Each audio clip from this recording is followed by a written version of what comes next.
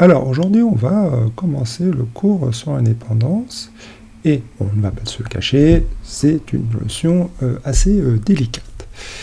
Bon, d'ailleurs, honnêtement, voilà, cette vidéo ne prétend pas du tout à la rigueur absolue, mais plutôt, et ce sera le but principal, à vous donner une intuition de la mécanique sous-jacente à la théorie des probabilités, de la théorie de la mesure, et de façon à ce que si vous présentez donc une leçon de proba, et en particulier voilà, la leçon de 66 sur l'indépendance, que vous vous sentiez relativement confortable, que vous n'ayez pas trop cette impression désagréable de ne pas vraiment maîtriser ce dont vous parlez. Donc ça, ce sera l'objectif principal. Mais aussi, bon ben voilà, si vous avez une assez bonne intuition de ce que représentent les concepts, eh bien, vous pouvez répondre quelque chose aux questions du jury, sur cette leçon de 66, en tenant compte du fait que, voilà, a priori, le jury n'aura ni l'envie ni le temps de poser des questions trop techniques sur la théorie de la mesure. Et du coup, voilà, on comprend à peu près les concepts, je pense qu'on peut s'en sortir. Bon, par ailleurs, le fait d'avoir cette intuition, ça permet de, si vous le souhaitez, de vous plonger dans des références comme, par exemple, voilà, le Gary Kurzman, et vraiment de bien saisir toutes les subtilités de cette notion d'indépendance. Donc on va y aller, et pour rendre l'exposé le plus concret possible, on va partir d'un exemple, et l'exemple, voilà, c'est une variable aléatoire x, et ce sera le cours de l'action de Zara, donc la chaîne de vêtements, dans 3 mois. Donc on va imaginer que au jour d'aujourd'hui, le cours est de 100 €, et voilà, quand x, ce sera le cours dans 3 mois. Et il y a un certain nombre de choses qui peuvent se passer, de situations d'ici ces 3 mois, qui peuvent plus ou moins influencer le cours de Zara. Alors, l'ensemble de toutes ces situations possibles, c'est ce qu'on va appeler grand oméga, et on peut considérer des collections de situations possibles qui ont une influence sur le cours de Zara. Et ça, donc, on va les appeler des événements. Donc, un événement possible, c'est le fait qu'en décembre, voilà, il fera chaud, enfin, en tout cas, chaud pour un mois de décembre. Donc, ça, c'est un événement qui recouvre un grand nombre de situations possibles. Et par ailleurs, on va définir une probabilité, c'est-à-dire une mesure, une intégrale sur l'ensemble de ces événements. C'est-à-dire qu'on peut définir une probabilité que voilà, il fasse chaud en décembre. Alors attention, donc les événements, donc ça peut être le fait qu'il fasse chaud en décembre, mais ça peut être aussi le fait qu'il fasse chaud en décembre et en novembre, donc ça c'est aussi un événement, ou ça peut même être le fait qu'il fasse chaud en décembre et en novembre, ou qu'il fasse froid en novembre et froid en décembre. Et donc dans ce cas-là, c'est assez logique, la probabilité de cet événement, ce sera égal à la probabilité qu'il fasse chaud en décembre et chaud en novembre, plus la probabilité qu'il fasse froid en novembre et froid en décembre. Donc voilà, alors sinon qu'est-ce qu'on peut dire? On peut dire que si on considère toutes les situations possibles, c'est-à-dire on prend grand oméga, et bien la probabilité de ça va être 1. Donc ça c'est un événement certain. Il est aussi possible d'avoir des événements qui sont techniquement possibles, mais de probabilité 0. Donc, par exemple, on peut imaginer que si je tire un nombre infini une fois une pièce, et que à chaque fois que je tire la pièce, je tombe sur face. Alors, effectivement, c'est possible techniquement qu'à chaque fois je tombe sur face, il n'y a pas d'obstacle matériel à ça. Néanmoins, la probabilité de cet événement sera 0. Donc cet événement, oui, techniquement il existe, mais il est tellement restreint dans l'espace des probabilités que sa probabilité est nulle. Et alors donc maintenant on va définir ce qu'on appelle la loi de grand X, Ou, bon, voilà, donc je vous rappelle que grand X, c'est notre action Zara dans 3 mois. Et alors, la loi de grand X, ça va être une mesure P de X, mais alors pas sur grand A comme tout à l'heure, mais donc sur les sous-ensembles de R. Alors là, on va même prendre les sous-ensembles de R+. Alors, quel sous-ensemble, ce sera ce qu'on appelle les borréliens, mais ici, bon, bah, peu importe. Et donc, on mesure la probabilité P de X de B. Alors, bon, bah, B, c'est un sous-ensemble de R+, bah, prenons un segment, et donc P de X du segment 100, 110, ce sera donc la probabilité que l'action de Zara soit entre 100 et 110 € dans 3 mois. Et alors, comment est-ce qu'on, en fait, calcule, comment est-ce qu'on définit précisément cette probabilité? Eh bien, en fait, on va remonter à donc, cet espace énorme des événements qui peuvent avoir une influence sur Zara. C'est-à-dire qu'on va considérer tous les événements petit oméga, donc qui appartiennent à, pardon, toutes les situations petit oméga qui appartiennent à grand oméga, telles que x de petit oméga appartient donc à B, donc tel que x d'oméga soit compris entre 100 et 110. Et donc cet ensemble-là, ça va définir un événement, et voilà, avec P, on va pouvoir calculer la probabilité de cet événement. Donc vous voyez là, on part en fait de R+, et on remonte jusqu'à l'attribut A, et donc comme on l'a supposé, bon, c'est une hypothèse forte, mais bon, on la fait toujours, en tout cas dans le problème de l'agrégation, que voilà, on a défini une probabilité sur grand A, et bien on peut transférer cette probabilité en fait sur les sous-ensembles de R+.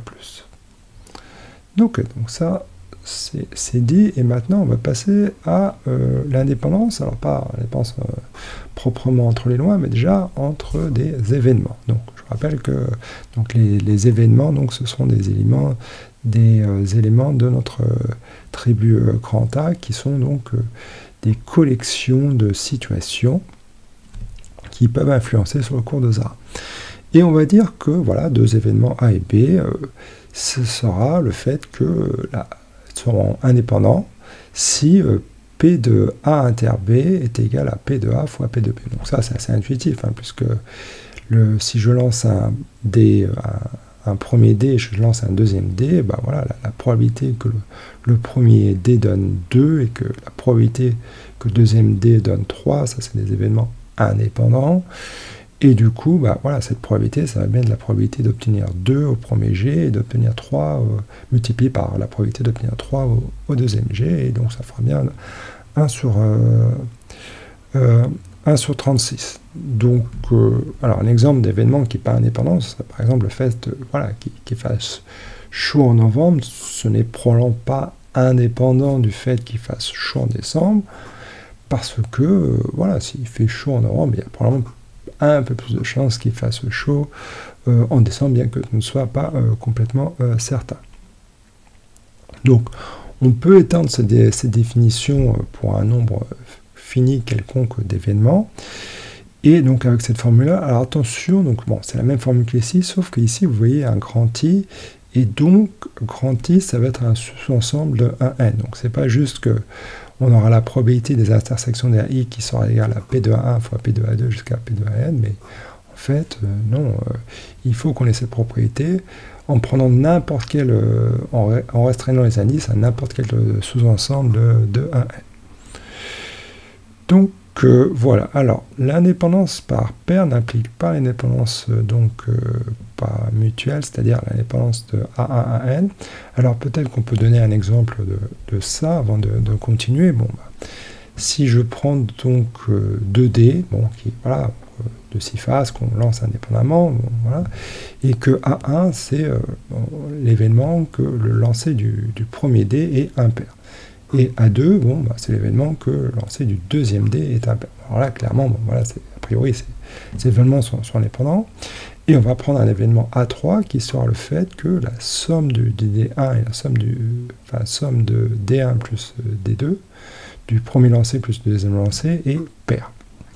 Alors là, il se trouve que, donc ça je l'appelle A3, et il se trouve que A1 et A3 sont aussi indépendants. Alors pourquoi ils sont indépendants? Parce que, en fait, donc si le premier lancé est impair, eh bien le fait que la somme des deux lancés soit paire, ça va dépendre du fait que de la parité du deuxième lancé. Et comme la parité du deuxième lancé, voilà, ça va être indépendant une fois fixé de la parité du premier lancé, bien oui, ces événements vont être indépendants. Donc voilà, vous vérifiez cette formule-là, et vous apercevez qu'effectivement, c'est indépendant.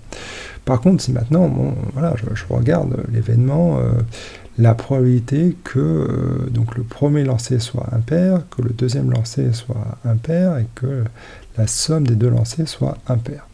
Donc l'intersection de A1 à 2 à 3, bon, là je vois que c'est impossible, ça ne va jamais arriver. Et du coup, la probabilité de l'intersection de A1 à 2 à 3, c'est 0. Par contre, la probabilité de... le produit de P de A1, P de A2, P de A3, donc ça donne 1 demi fois 1 demi fois 1 demi, ça fait un huitième. Et donc on n'a pas égalité, bien que voilà, chaque paire d'événements était indépendante l'un de l'autre.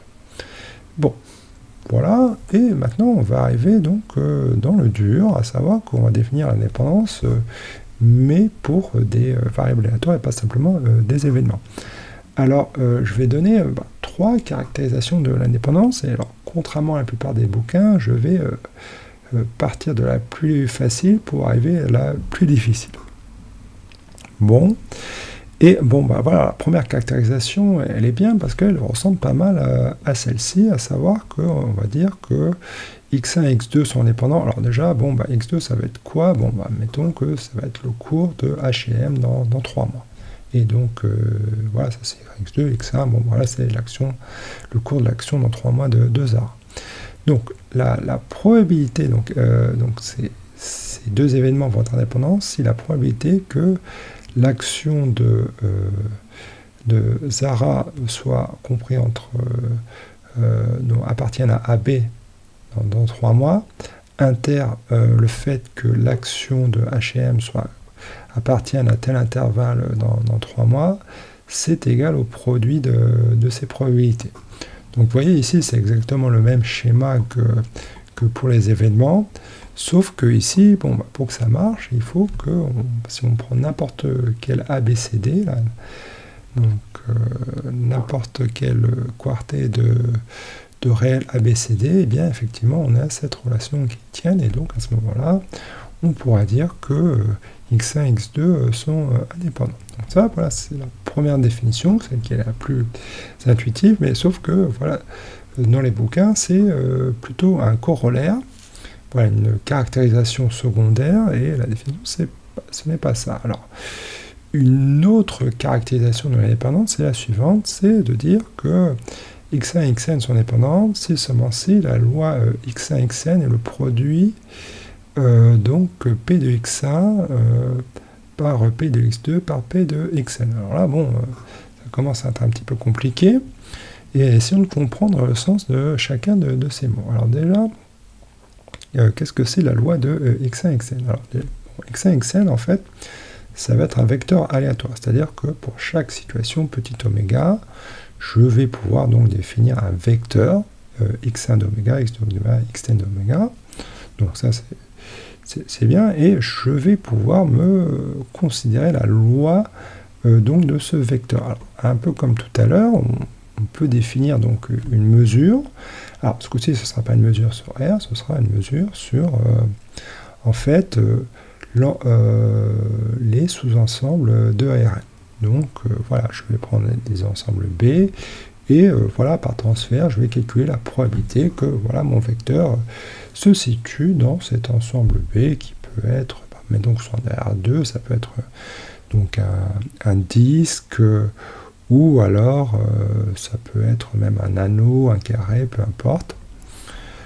Et donc je peux mesurer cette probabilité.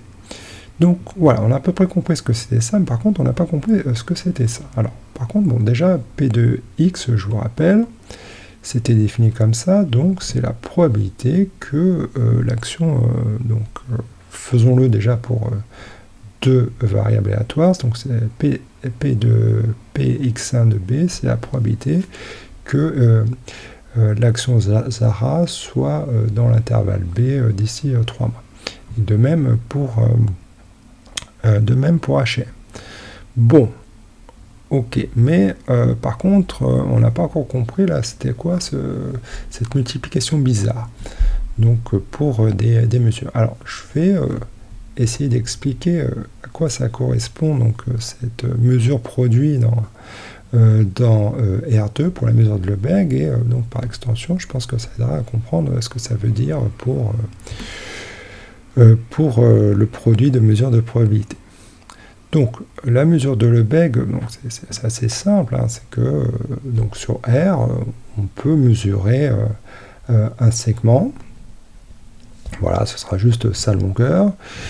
Et du coup, en fait, des ensembles assez compliqués sur R, qu'on appelle les boréliens, eh bien, on va pouvoir les mesurer en considérant qu'on peut les approcher par des unions infinies de segments. D'accord, alors ce sera des segments ouverts ou fermés, peu importe. Et donc ça, voilà, ça définit une mesure sur les sous-ensembles de R. Et en fait, à partir de cette mesure sur R, on peut définir une mesure produit qui va être, elle, une mesure sur R2. Alors, comment on fait ça? Bon, bah, tout simplement, on va définir une mesure sur les rectangles. Donc voilà, un rectangle donc, avec les points dont l'abscisse va être compris entre A et B, et dont l'ordonnée, donc les points qui appartiennent à ce rectangle, l'ordonnée va être compris entre C et D. Et du coup, la mesure de ce rectangle, ça va être B-A fois D-C, donc voilà la surface, mais surtout, en fait, c'est le produit de la mesure du segment AB par la mesure du segment CD. Et donc, voilà, donc on peut définir comme ça une mesure donc sur les segments. Donc on a voilà, la mesure de Lebesgue sur R, elle permet de définir des mesures sur le segment. Et en utilisant donc cette propriété, on peut définir une mesure sur le rectangle. Sauf que là, il y a un petit souci, c'est que voilà, on a défini la mesure sur les rectangles, mais on n'a pas défini la mesure sur n'importe quel ensemble, parce qu'on peut tout à fait imaginer des ensembles qui ne sont pas des rectangles.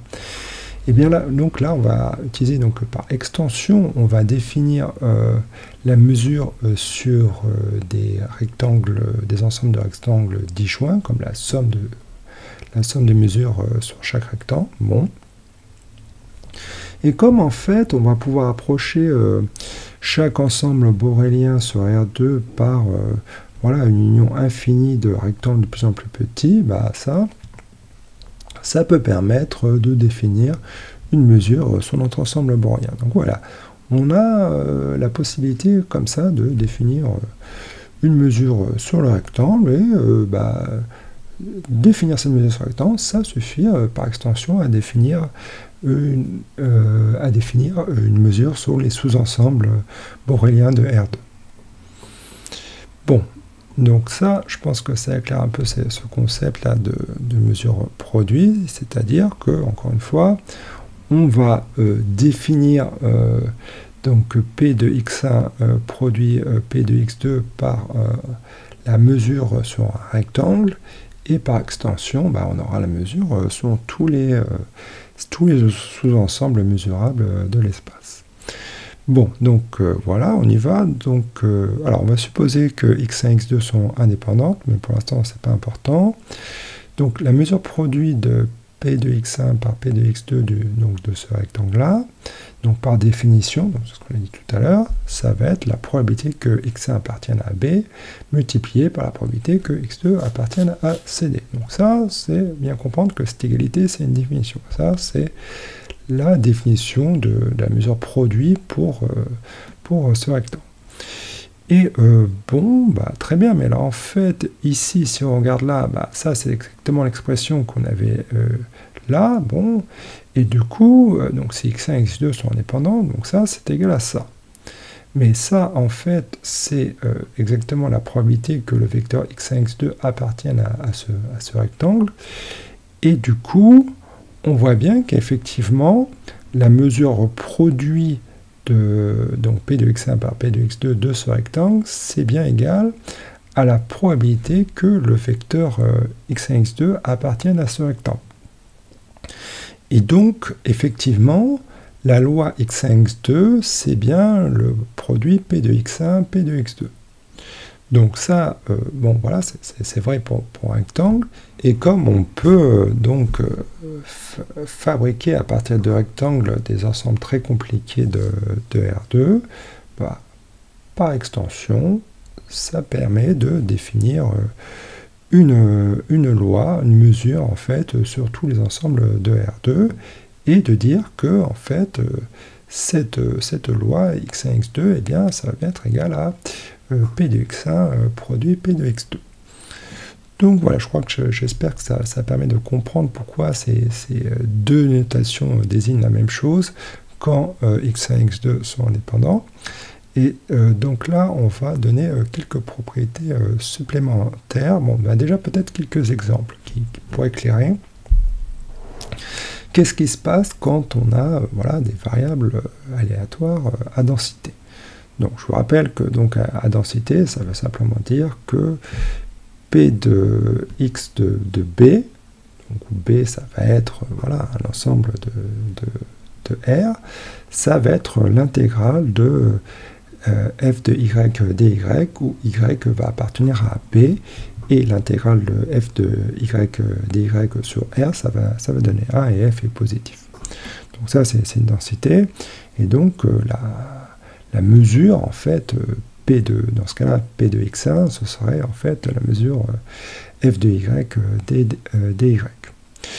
Eh bien dans ce cas de figure, donc si x1 et xn sont indépendants, la densité de ce vecteur aléatoire, ça va être le produit des densités de FI. Et par ailleurs, ce qui est intéressant quand même à noter, c'est que si la densité, il existe une densité de x1, xn et qu'on peut exprimer comme un produit comme ceci, et bien ça montre qu'en fait x1 et xn sont des variables indépendantes. Voilà, alors un exemple qui est bon, un peu plus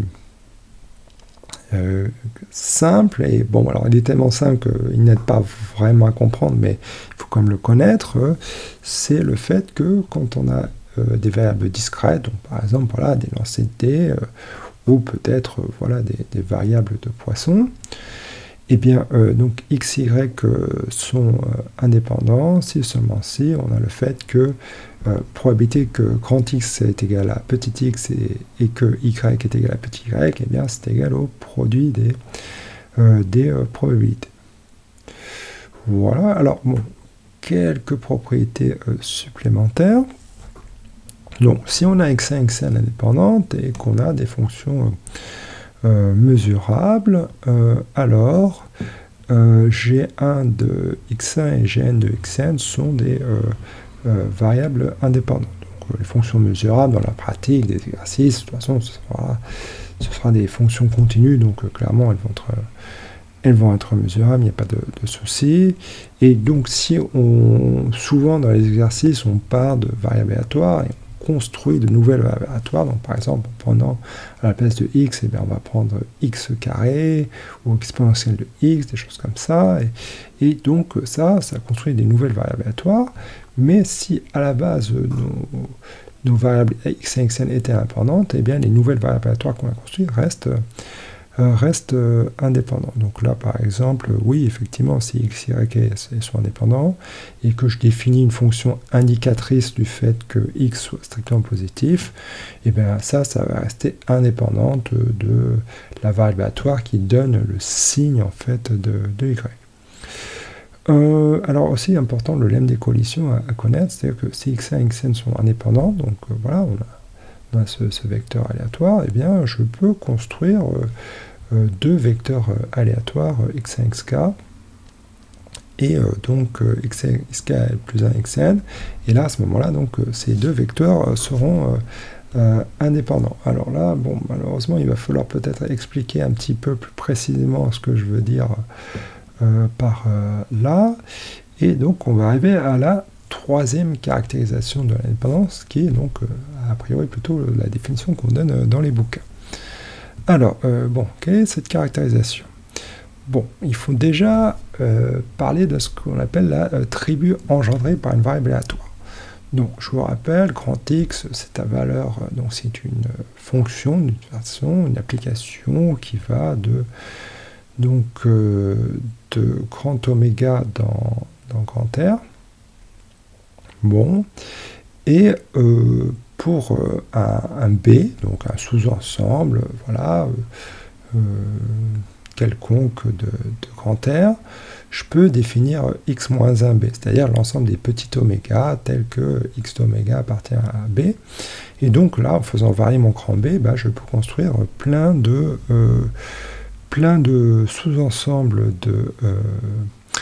de grand oméga, c'est-à-dire que je peux créer plein d'éléments de l'attribut grand A. Donc pour chaque, donc je répète, pour chaque grand B que voilà, donc un segment ou un ensemble un peu compliqué de R, je peux définir x-1 de B, et ce x-1 de B, ça va être un élément de ma tribu. Et du coup, je peux, comme ça, construire un sous-ensemble de grand A. Alors attention, je ne vais pas forcément reconstruire toute la tribu grand A, mais je vais reconstruire ce qu'on appelle une sous-tribu de grand A. Et donc ça, ce sera sigma de x. Et alors maintenant, ce qui va se passer, c'est que donc mes variables aléatoires x1, xn, elles vont être indépendantes si les tribus sigma x1, sigma xn sont indépendantes. Alors qu'est-ce que ça veut dire que les tribus sont indépendantes? Eh bien, ça veut dire que si je prends donc des éléments de B1, Bn, donc je vous rappelle, c'est donc des éléments de grand oméga, donc en fait tous les éléments qui constituent les parties B1, Bn, eh bien la probabilité de A1, AN, ce sera donc la probabilité de l'intersection AN, ce sera le produit des probabilités de PI. Donc ça, c'est la même définition que tout à l'heure, sauf qu'il va falloir que, en fait, ça marche pour chaque événement inclus donc dans la tribu B1, dans les tribus B1, Bn. Voilà, donc c'est assez compliqué, et effectivement, bon, il se trouve que quand on fait ça, donc c'est équivalent à la définition, donc aux deux caractérisations que j'ai données tout à l'heure.